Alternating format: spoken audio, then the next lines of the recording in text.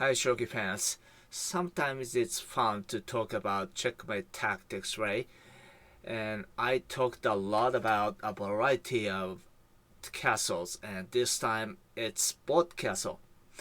I know it's hard to believe that there is a mate when a castle is still intact, but when a certain conditions are met, it's possible. And I'm gonna show you five great and practical examples. First one, you are already restricted to a few options.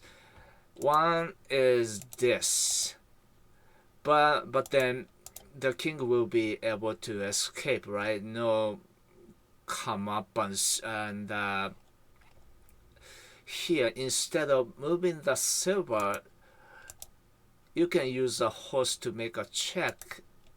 King runs, then you can drop a bishop. Obviously, he can go back, so king goes to 5-3, and it's a checkmate. 5 moves. The second one, the king is about to escape upwards, but if you promote the rook, then he can go down, and he will be able to get away. So instead of chasing, again, you can drop this bishop. It's really a strange way to check, but if king takes it, promoted pawn to 2-2 is the final blow, and it's a checkmate. If gold takes it, then you can promote the rook, and that's also a checkmate. Here, since this is a bishop, the king can't go up, right? So this is a great way to take away his freedom. Alright, next one. This can be a little hard for some people because this is the only clue, right? And it's a pretty weak piece, and you only have one bishop and one lance.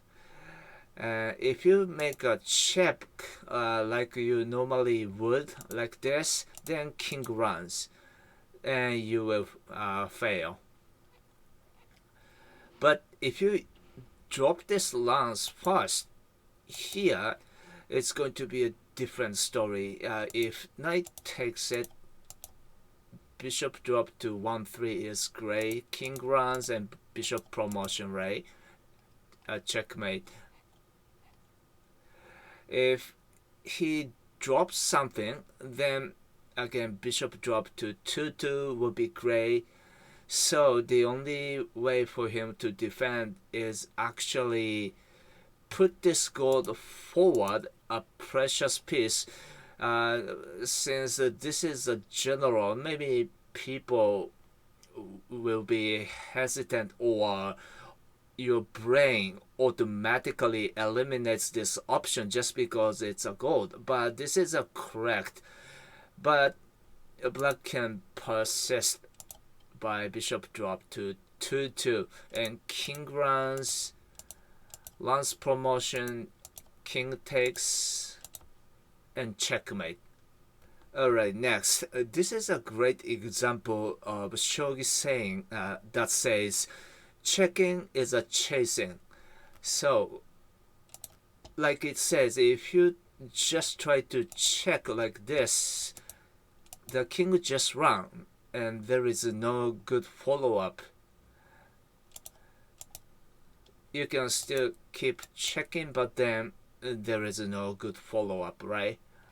So instead of chasing, surrounding is a great idea, and to do so, you can sacrifice the knight first.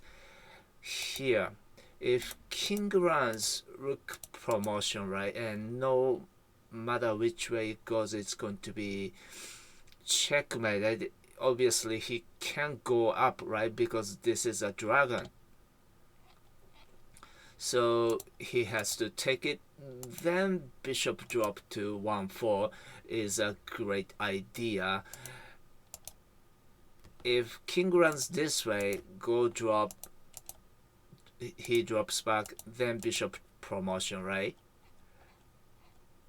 Even if he drops back, bishop promotion, silver takes, and go drop.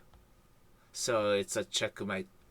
Alright, next one. This is going to be a little longer, but fun.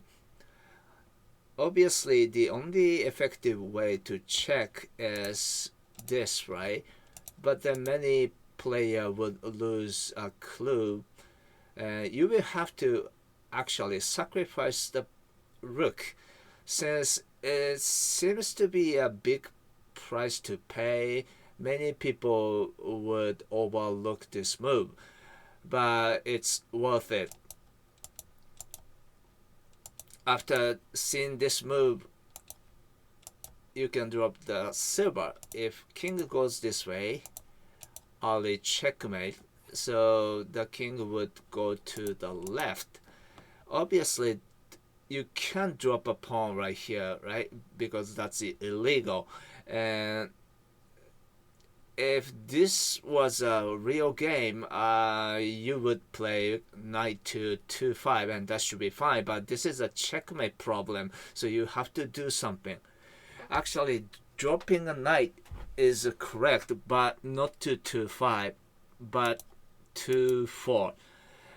And this can create empty space right here, so pawn drop won't be illegal. And he has to go to 2-3, then checkmate. Alright, that's all. It doesn't always have to be this way, of course. The most important thing to remember is to create your own narratives, complicated or not. It doesn't matter. And try to be able to see the outcome, ideally few moves prior. That's the secret. I hope this video inspired you. Thanks for watching as always, and take care. Bye.